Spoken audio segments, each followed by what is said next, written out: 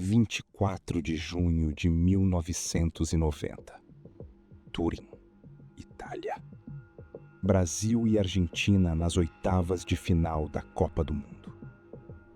O Brasil dominava o primeiro tempo. A Argentina sofria.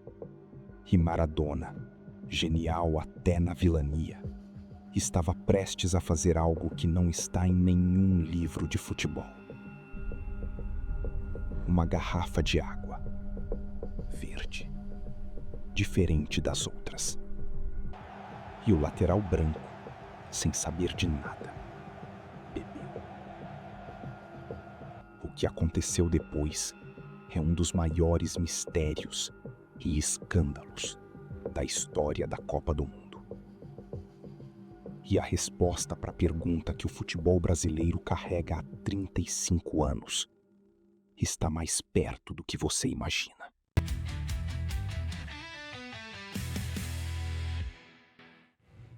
Para entender o tamanho do que aconteceu naquela tarde em Turim, você precisa entender o que era esse jogo.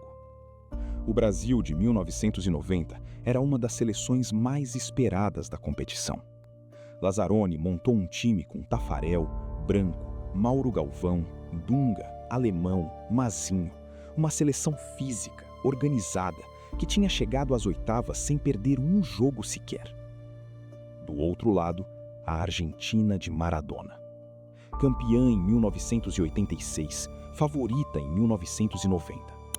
Mas uma Argentina que chegou às oitavas como um dos melhores terceiros colocados, ou seja, vinha mal. O time não estava no seu melhor. E Maradona sabia que, no papel, perdia para o Brasil. O que Maradona fez então foi o que sempre fez ao longo de toda a carreira. Procurou uma vantagem onde ninguém estava olhando. Fazia 40 graus na cidade de Turim. Os jogadores pediam água constantemente. E foi exatamente aí que o plano de Bilardo, o treinador argentino, famoso por métodos que iam além do limite, entrou em ação. Aos 39 minutos do primeiro tempo, o massagista argentino Miguel de Lorenzo entrou em campo para atender ao jogador Pedro Troglio, que havia caído. Era uma cena comum, rotineira. O tipo de coisa que acontece dezenas de vezes em qualquer jogo de Copa do Mundo. Mas de Lorenzo não entrou em campo só para atender Troglio. Ele entrou com uma bandeja de garrafas de água. Garrafas transparentes para os argentinos. E uma garrafa diferente, verde, para oferecer aos brasileiros. Branco, que além de lateral era o cobrador de faltas mais temido da seleção, exatamente o jogador que a Argentina mais temia em bolas paradas, pediu água. De Lorenzo ofereceu a garrafa verde. Branco bebeu. E então algo incomum aconteceu.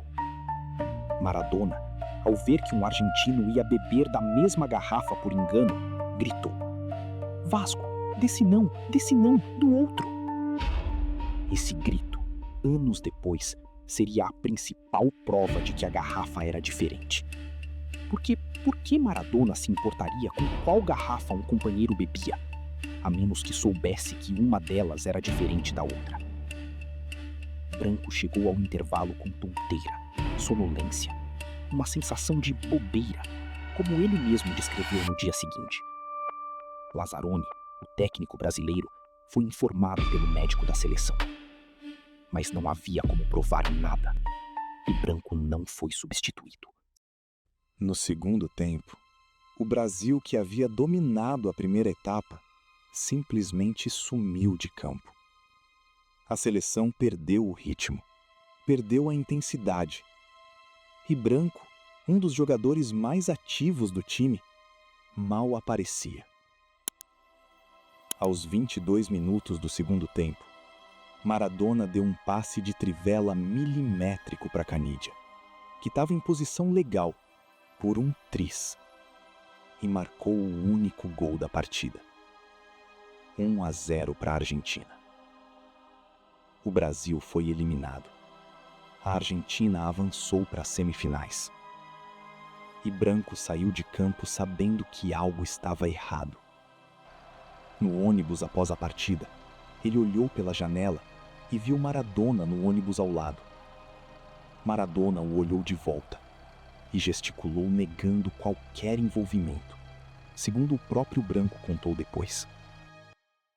Durante anos, o episódio foi tratado como uma lenda.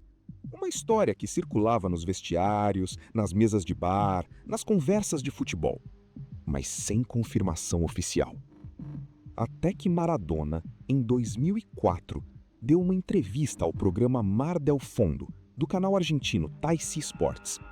E, como era seu costume, falou mais do que deveria. Sobre o calor de Turim, ele disse: "Estava uns 40 graus. E então, rindo, completou: "Eu dizia: beba, beba, Valdito." E depois veio o Branco, que tomou toda a água. Justamente o Branco, que batia as faltas e caía. Claro, claro. El Vasco dice, no tome de esa. Pero claro, ¿viste? Este sabe, Toto. No, yo no sé, pero... ¿Sabes qué? Claro, estaban todas las cosas y tomó Branco y venía a tomar Baldo, venía a tomar todo lo bueno, ¿viste? Y yo decía, que tomen. El Vasco dice, Y al Vasco le digo, estoy en casa y yo le digo, ¡Vasco, no! ¡Vasco, no! Y Galinde, claro, se salvó Careca y se salvó Baldo. Yo quería Baldo, yo a Baldo le decía, Galdito, dale, Galdito. No es un calor barro, le decía, y él, hijo de puta, te juro, se dieron cuenta justo. Porque Branco agarró y hizo así, y viste, Branco se la tomó toda, pateó la trivia y decía, yo creo que vean ese partido. Porque el último.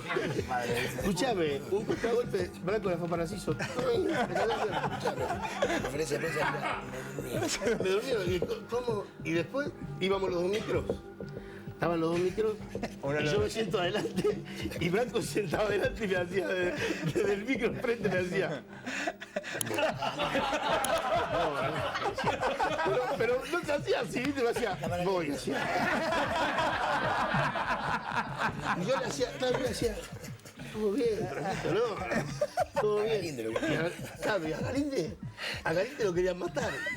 Ese era el que puso la droga, Y él decía, no, yo no. Em 2016, Branco deu uma entrevista ao UOL e deixou claro que não havia mais dúvida na sua cabeça. Nenhum ser humano dentro de campo ia imaginar que haveria uma trapaça dessa. Fiquei sabendo 3 meses depois. O Ruggeri me contou. Depois do jogo eu falei. Todo mundo ironizou. Oscar Ruggeri, zagueiro titular da Argentina naquele jogo, foi ainda mais direto em 2017. Confirmou que o plano existia, que Bilardo havia preparado a garrafa com algum tipo de calmante e que a intenção era exatamente tirar de campo os jogadores brasileiros mais perigosos em bolas paradas. Branco era o alvo principal. E um dos jogadores argentinos, Julio Olarticoeia, disse algo que talvez seja a frase mais reveladora de toda a história. A garrafada ficou para a história. Era uma coisa muito particular da equipe, que não devia ter vazado. Não estou de acordo, mas o que passou, passou. Não devia ter vazado. Essa frase diz tudo. Mas nem todo mundo confirmou. Carlos Bilardo, o técnico argentino, negou categoricamente quando questionado pela revista argentina 23. Disse que a história era uma invenção, que nunca ordenou nada parecido. O massagista Miguel de Lorenzo também negou. E aqui está o ponto central que você precisa entender. O líquido que estava dentro da garrafa verde jamais foi analisado. Não existe laudo. Não existe prova científica. Então o que temos são palavras. De um lado, Branco, Lazzaroni, Ruggeri e o próprio Maradona indiretamente confirmando. Do outro, Bilardo e a cúpula oficial da Argentina negando. E tem um detalhe que os céticos levantam. O goleiro argentino Goicoechea, em entrevista à ESPN em 2020, disse que Branco o cobrou pessoalmente anos depois, quando os dois jogaram juntos no Internacional em 1995.